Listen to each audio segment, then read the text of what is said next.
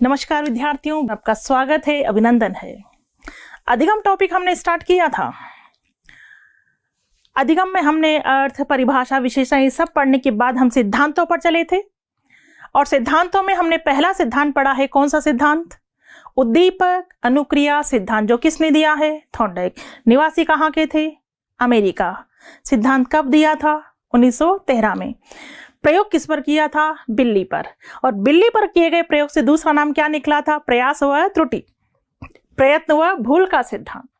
Thorndike ने क्या कहा था कि उद्दीपक को देखकर क्या होती है? अनुक्रिया। दोनों में क्या होता है? संबंध। नाम क्या निकला था? संबंधवाद, संयोजनवाद, बंध का सिद्धांत। ठीक है। थॉर्नडाइक ने मुख्य नियम कितने बताए थे? 3। नंबर 1 तत्परता का नियम, नंबर 2 अभ्यास का नियम, नंबर 3 परिणाम व प्रभाव का नियम। गौण नियम कितने बताए? 5। कौन कौन से? नंबर 1 बहुप्रतिक्रिया का नियम, नंबर 2 मानसिक विन्यास का नियम, नंबर 3 आंशिक क्रिया का नियम, नंबर 4 आत्मीकरण का नियम और नंबर 5 साहचर्य परिवर्तन का नियम। ये पढ़ा था। फिर हमने बात की थी कि थॉर्नडाइक ने बिल्ली पर प्रयोग करके क्या निष्कर्ष निकाला, शैक्षिक महत्व क्या निकाले। तो बिल्कुल शैक्षिक महत्व उन्होंने निकाला कि अनुभव से क्या उठाओ? लाभ। निरंतर क्या करो? प्रयास। और क्या करो? अभ्यास। अरे करके सीखो। असफलता में क्या मिलेगी? सफलता। निराशा में आशा। क्या जागृत होगा? आत्मविश्वास व आत्मनिर्भरता। और छोटे बालक और मंद गति से सीखने वाले बालक इसी सिद्धांत से सीखते हैं। तो करत करत अभ्यास के जड़मति होत सुजान। ये बात आ जाए तो अभ्यास कौन सा सिद्धांत? उद्दीपक अनुक्रिया सिद्धांत। सफलता से बढ़कर दूसरा पुरस्कार नहीं। सफलता किसको मिली? बिल्ली। बिल्ली के सिद्धांत का नाम उद्दीपक अनुक्रिया सिद्धांत। घोड़े को तालाब तक तो ले जा सकते हैं, लेकिन उसे पानी पीने के लिए बाध्य नहीं कर सकते। कौन सा नियम? तत्परता का नियम। और तत्परता का नियम नहीं है तो रुचि का नियम। क्लियर? पहला सिद्धांत हम पढ़ चुके। एक एक सिद्धांत को अरेंज करते चले जाइए। जितना जितना पढ़ा रही हूं अरेंज करते चले जाओ। बहुत सारे सिद्धांत पढ़ेंगे हम। इसमें अपना एक्स्ट्रा दिमाग मत लगाना, कंफ्यूजन क्रिएट हो जाएगा। क्योंकि मैं वैसे पढ़ा रही हूं, आपको कोई कंफ्यूजन क्रिएट नहीं होगा। बहुत सारे सिद्धांत पढ़ेंगे, कोई कंफ्यूजन क्रिएट नहीं होगा। एक एक सिद्धांत को दिमाग के एक एक कोश में फिट करते चले जाइए। तो आगे बढ़ते हैं हम दूसरे सिद्धांत की ओर।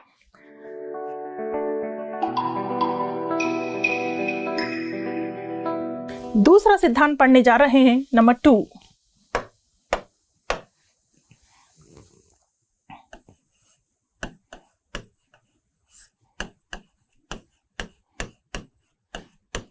अनुकूलित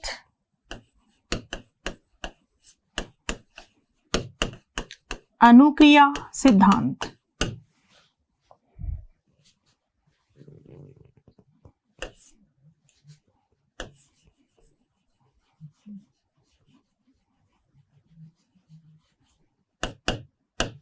कंडीशनड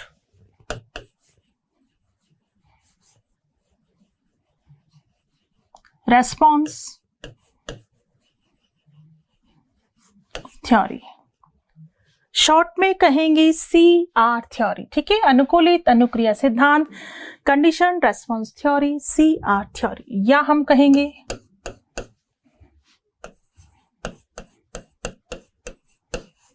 शास्त्रीय अनुबंधन या प्राचीन अनुबंधन या परंपरागत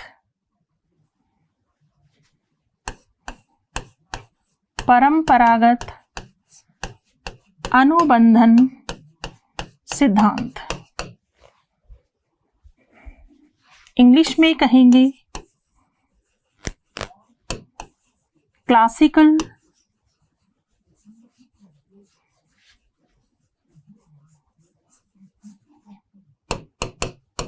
कंडीशनिंग थ्योरी।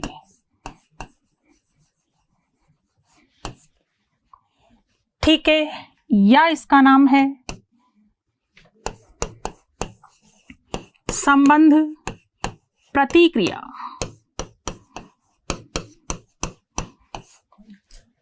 या कह दो संबंध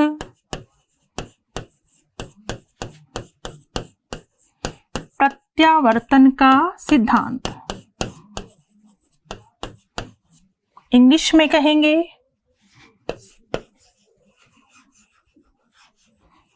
रिलेटेड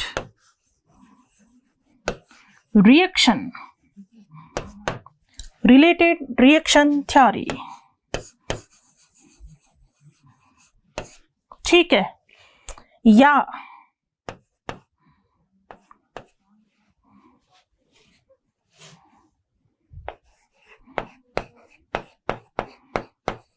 प्रतिवादी अनुबंधन, या कहेंगे टाइप एस अनुबंधन सिद्धांत। इंग्लिश में कहेंगे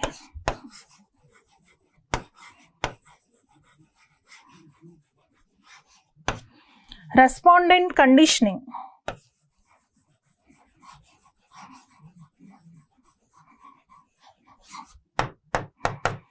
रेस्पोंडेंट कंडीशनिंग या हम कहेंगे टाइप एस कंडीशनिंग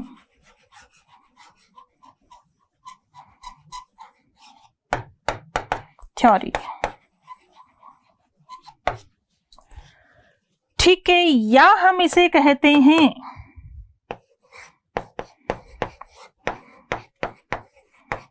अनुबंधन का सिद्धांत, कंडीशनिंग थ्योरी।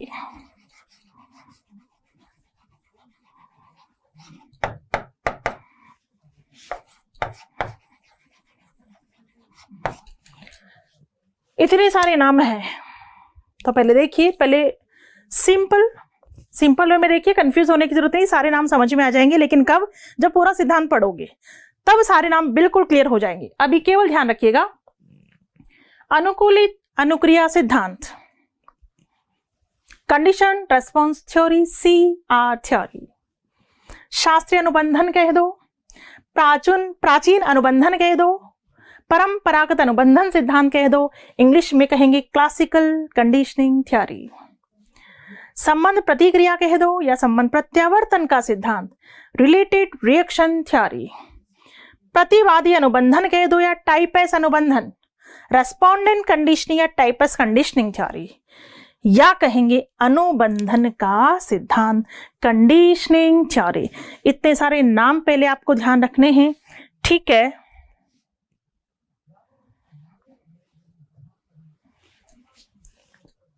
तो एक नाम हम लिख लेते हैं अभी। कौन सा नाम?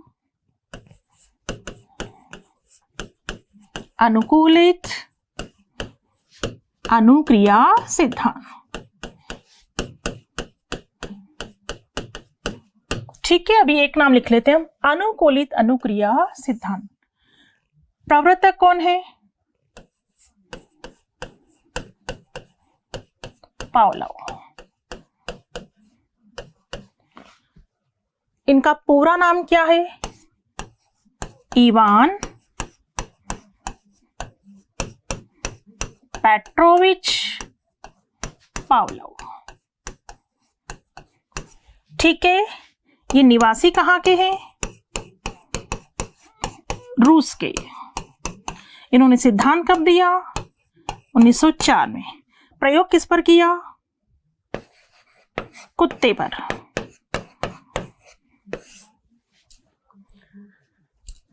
अनुकूलित अनुक्रिया सिद्धांत पढ़ने जा रहे हैं। प्रवर्तक कौन है? पावलोव। पावलोव का पूरा नाम है इवान पेट्रोविच पावलोव। निवासी कहाँ के थे? रूस के। सिद्धांत कब दिया? 1904 में। ठीक है। प्रयोग किस पर किया? कुत्ते पर। यहां तक की बात क्लियर? कुत्ते पर क्या प्रयोग किया, अब इसे ध्यान से सुनना है कि कुत्ते पर इन्होंने क्या प्रयोग किया। पावलोव ने क्या किया? कुत्ते को एक पड़ने वाली टेबल के नीचे बांध दिया, मुंह पर लगा दी एक परख नली, जिसमें लार गिरती थी और उसे रख दिया एक ध्वनि रहित कक्ष में जहां किसी प्रकार की कोई ध्वनि नहीं आती थी। ठीक है, कुत्ते को एक पढ़ने वाली टेबल के नीचे बांध दिया, मुंह पर परखनली लगा दी जिसमें लार गिरती थी और कुत्ते को बांध दिया कुत्ते को रख दिया एक ध्वनि रहित कक्ष में। अब क्या किया गया? घंटी बजाई गई तो कुत्ते के कानों को आवाज किसकी सुनाई दी? घंटी की। कोई रेस्पॉन्स नहीं हुआ, घंटी बजी, ठीक है। घंटी बजते कुत्ते के सामने क्या लाया गया? भोजन। तो भोजन को देखकर क्या गिरी? लार। स्वाभाविक है, भोजन को देखकर क्या गिरेगी? लार। इसी क्रिया की पुनरावृत्ति की गई। घंटी बजते क्या लाया गया? भोजन। भोजन को देखकर क्या गिरी? लार। फिर घंटी बजते क्या लाया? भोजन को देखकर क्या गिरी? लार। फिर घंटी बजते क्या आया? भोजन को देखकर क्या गिरी? लार। फिर घंटी बजते क्या आया? भोजन को देखकर क्या गिरी? लार। फिर जैसे घंटी बजी, लार का गिरना शुरू। कुत्ते को बात समझ में आ गई कि घंटी बजते क्या आ रहा है? भोजन। घंटी बजते क्या आ रहा है? भोजन। तो पहले तो लार भोजन को देखकर गिर रही थी और अब चूंकि घंटी और भोजन दोनों में संबंध स्थापित हो गया, दोनों में अनुबंधन स्थापित हो गया, इसलिए अब घंटी की आवाज को सुनते ही लार का गिरना शुरू। इसे ही तो अनुकूलित अनुक्रिया सिद्धांत कहते हैं। अरे जो क्रिया पहले भोजन को देखकर हो रही थी, कौन सी क्रिया? लार का गिरना।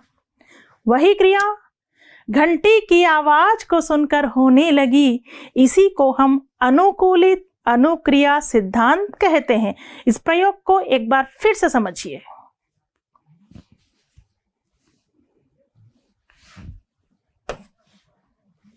इधर देखिए,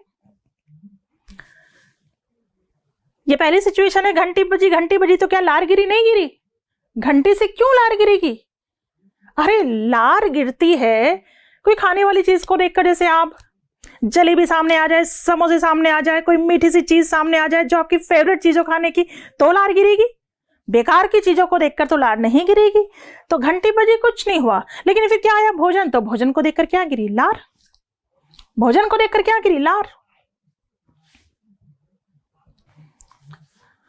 ठीक है, वापस सुन लो। घंटी के बजने पर कोई क्रिया नहीं हुई, लेकिन घंटी बजने के बाद जैसे ही भोजन आया, भोजन को देखकर क्या गिरी? लार। फिर इसी क्रिया की पुनरावृत्ति की गई। घंटी भोजन, घंटी भोजन, घंटी भोजन, घंटी बजी फिर भोजन आया, घंटी बजी फिर भोजन आया, भोजन को देखकर क्या गिरी? लार। घंटी बजी, भोजन आया, भोजन को देखकर क्या गिरी? लार। फिर घंटी बजी, भोजन आया, भोजन को देखकर क्या गिरी? लार। घंटी बजी, भोजन आया, भोजन को देखकर क्या गिरी? लार। तो इन दोनों के बीच क्या स्थापित हो गया? अनुबंधन। क्या स्थापित हुआ इन दोनों के बीच? अनुबंधन। किस किस के बीच? घंटी और भोजन। ठीक है, आप इधर देखिए, पहले यहां पर घंटी को हम कौन सा उद्दीपक कहेंगे? स्वाभाविक उद्दीपक या अस्वाभाविक उद्दीपक? घंटी क्या है? अस्वाभाविक उद्दीपक। भोजन क्या है? भोजन क्या है? स्वाभाविक उद्दीपक। स्वाभाविक उद्दीपक को हम कहेंगे UCS।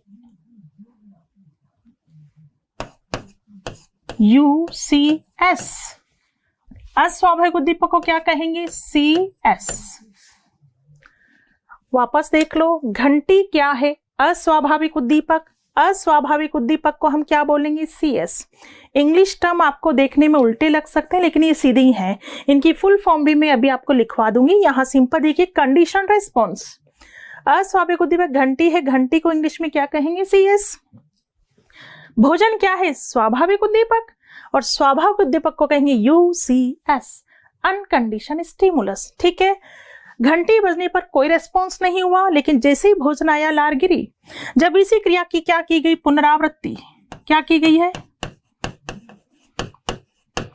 पुनरावृत्ति की गई तो क्या स्थापित हो गया? अनुबंधन। पुनरावृत्ति कैसे? घंटी बजी, भोजन आया, भोजन को देखकर क्या गिरी? लार। घंटी बजी, भोजन आया, भोजन को देखकर क्या गिरी? लार। घंटी बजी, भोजन आया, भोजन को देखकर क्या गिरी? लार।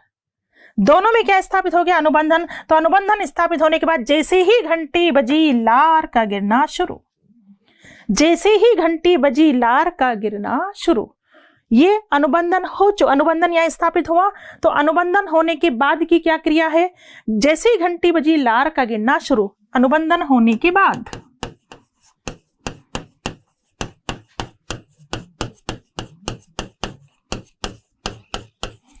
ठीक है, अनुबंधन होने के बाद क्या हुआ? जैसे ही घंटी बजी लार का गिनना शुरू। यहां तक की बात पहले समझ में आ गई? बिल्कुल रिलैक्स होकर के समझिए, आराम से समझिए। घंटी स्वाभाविक उद्दीपक है या अस्वाभाविक उद्दीपक है? अस्वाभाविक उद्दीपक है। घंटी बजी तो कोई रेस्पॉन्स हुआ नहीं हुआ, लेकिन भोजन आया तो लार गिरेगी, क्योंकि भोजन क्या है? स्वाभाविक उद्दीपक। ठीक है, भोजन क्या है? स्वाभाविक उद्दीपक। अभी केवल हिंदी शब्द देखिए आप, तो भोजन के आने पर क्या गिरी? लार। फिर इसी क्रिया की क्या की गई? पुनरावृत्ति। घंटी बजी भोजन आया, घंटी बजी भोजन आया, घंटी बजी भोजन आया, घंटी बजी भोजन आया। इन दोनों में क्या साबित हो गया? अनुबंधन। किसे कहते हैं अनुबंधन? पुनरावृत्ति के आधार पर जो संबंध स्थापित होता है उसे क्या कहते हैं? अनुबंधन। तो यहाँ संबंध किस किस में स्थापित हुआ? घंटी और भोजन, दोनों के बीच क्या हो गया? संबंध स्थापित हो गया, उसे हम क्या कहेंगे? अनुबंधन। ठीक है, अनुबंधन स्थापित हो गया तो जैसे ही घंटी बजी लार का गिरना शुरू। ठीक, वापस एक बार सुनो। कुत्ते को एक टेबल के नीचे बांध दिया, उसे रख दिया एक ध्वनि रहित कक्ष में। घंटी बजाई गई, घंटी बजने के बाद क्या लाया गया? भोजन। भोजन को देखकर क्या गिरी? लार। फिर इसी क्रिया की पुनरावृत्ति हुई। घंटी भोजन, भोजन को देखकर क्या गिरी? लार। घंटी भोजन, भोजन को देखकर क्या गिरी? लार। घंटी भोजन, भोजन को देखकर क्या गिरी? लार। तो जैसे ही घंटी बजी लार का गिरना शुरू। जो क्रिया लार का गिरना, जो क्रिया स्वाभाविक उद्दीपक के प्रति हो रही थी, वही क्रिया अस्वाभाविक उद्दीपक के प्रति होने लगी। इसी को हम अनुकूलित अनुक्रिया सिद्धांत कहते हैं। बात में आई? जो क्रिया कौन सी? लार का गिरना। जो क्रिया किसके प्रति? स्वाभाविक उद्दीपक के प्रति हो रही थी, वही क्रिया अस्वाभाविक यानी घंटी के प्रति होने लगी। इसी को हम अनुकूलित अनुक्रिया सिद्धांत कहते हैं। क्लियर? देखिएगा एक बार फिर।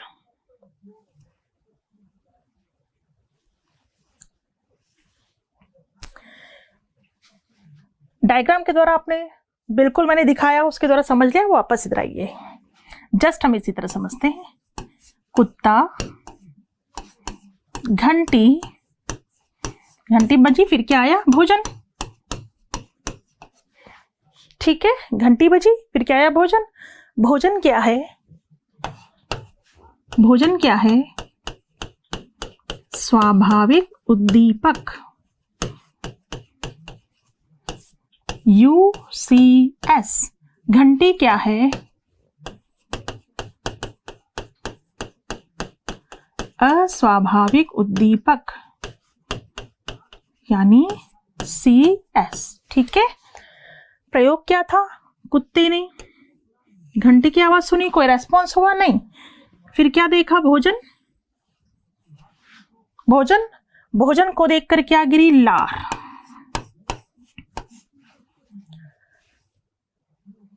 कुत्ता, घंटी, भोजन। कुत्ते ने घंटी की आवाज सुनी, फिर क्या देखा? भोजन। भोजन को देखकर क्या गिरी? लार। ठीक है, भोजन को देखकर गिरने वाली लार को हम क्या कहेंगे? स्वाभाविक अनुक्रिया, UCR। ठीक है, भोजन को देखकर गिरने वाली लार को हम क्या कहेंगे? स्वाभाविक अनुक्रिया, UCR। जब इसी क्रिया की पुनरावृत्ति हुई तो जैसे ही कुत्ते ने घंटी की आवाज को सुना, लार का गिरना शुरू। फिर घंटी की आवाज, अनुबंधन स्थापित होने के बाद घंटी की आवाज पर ही लार गिरने लगी थी। तो जैसे ही कुत्ते ने घंटी की आवाज को सुना, लार का गिरना शुरू। तो याद रखना, घंटी की आवाज पर गिरने वाली लार को हम क्या कहेंगे? अस्वाभाविक अनुक्रिया, CR। अस्वाभाविक अनुक्रिया CR। यहां तक की बात समझ में आई? देखिएगा इधर। भोजन क्या है? स्वाभाविक उद्दीपक, UCS। घंटी क्या है? अस्वाभाविक उद्दीपक। कुत्ते ने पहले भोजन को देखा तो भोजन को देखकर क्या गिरी थी? लार। भोजन को देखकर गिरने वाली लार को क्या कहेंगे? स्वाभाविक अनुक्रिया। जब पुनरावृत्ति हुई घंटी भोजन घंटी भोजन घंटी भोजन, दोनों में अनुबंधन स्थापित हो गया, तो कुत्ते ने जैसी घंटी की आवाज को सुना, लार का गिरना शुरू।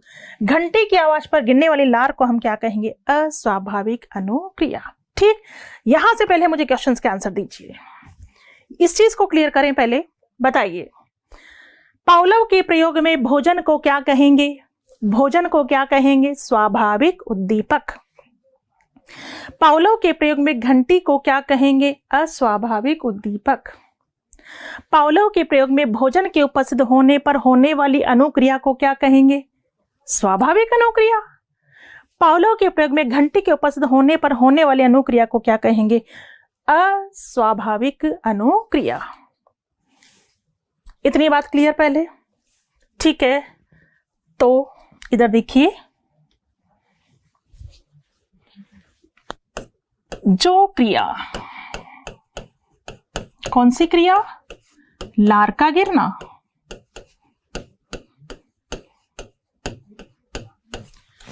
जो क्रिया पहले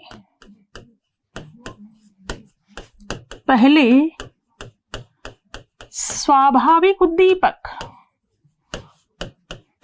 और स्वाभाविक उद्दीपक क्या है? भोजन या घंटी? भोजन। स्वाभाविक उद्दीपक के प्रति हो रही थी वही क्रिया अस्वाभाविक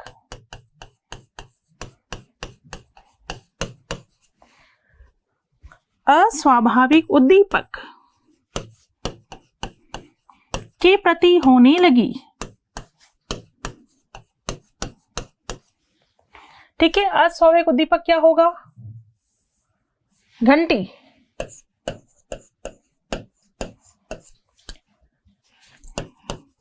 के प्रति होने लगी।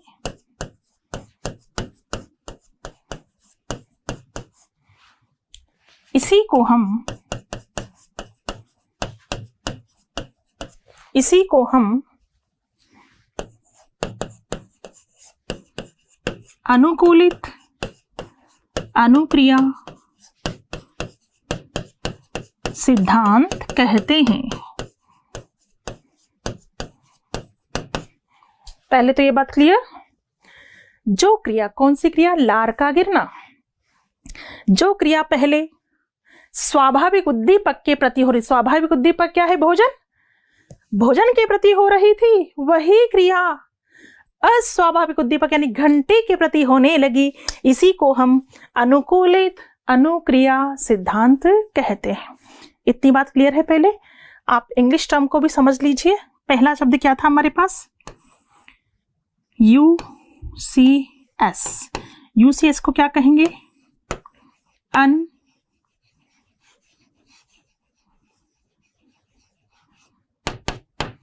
अनकंडीशनल